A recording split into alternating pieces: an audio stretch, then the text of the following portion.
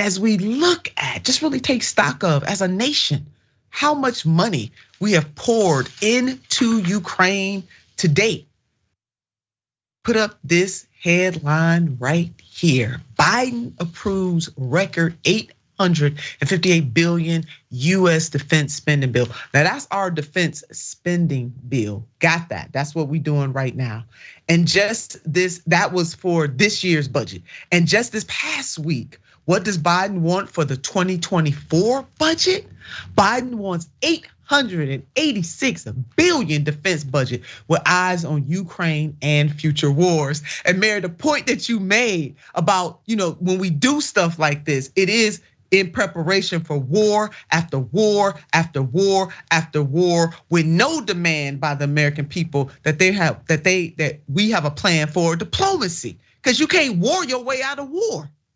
You cannot war your way out of war. That is an absolute fact. And also on top of that, $886 billion. We're increasing and increasing. We still can't. Every year we are investigating the accounting of the Pentagon, and there's so much waste, so much unaccounted for monies, and we still keep increasing their budget. Still, when we have people dying from being hungry. If we spent a fraction of what we, $2.8 trillion is enough to eradicate homelessness and poverty, not just here, but all over the world, many times over. And on top of that, it's ironic that we're debating this idea that people need to work longer. People need to work longer for smaller funds. We can't fund people, but we can fund wars. This is a military industrial complex that did not just begin with this presidency, but is definitely carried on. And we gotta be honest, there's some magic in saying that Biden's presidency is hypocritical, not just in their actions. He can pretend and downplay his role in Bush's war, but Biden was out there acting like a whole. He ran the foreign policy. That was his thing.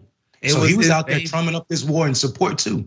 That's right. And Mayor, there's no owner donors when you feed the poor.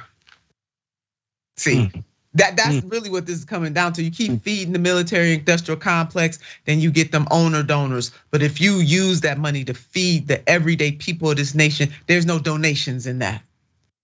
And we see who is winning so far. You want to talk about war, who's winning?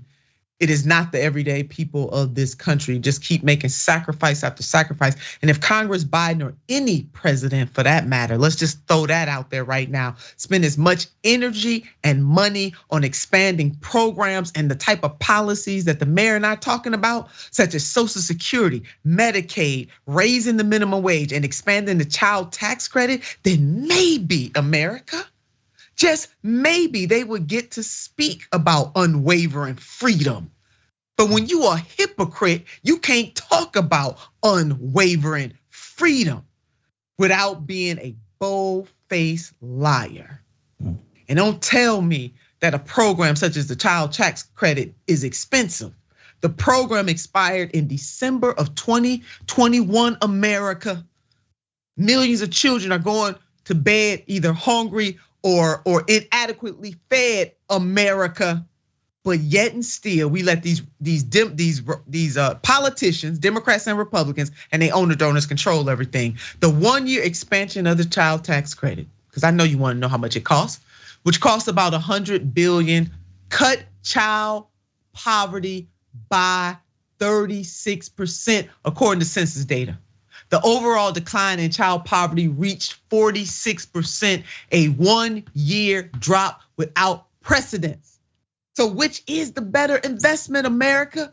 Inquiring minds want to know. And in other words, you could find the child tax credit for nearly 10 years and it still wouldn't equate to the military industrial complex budget. Now I want y'all to marinate on that. Let's prioritize people. Because when you prioritize war over people, that is not democracy.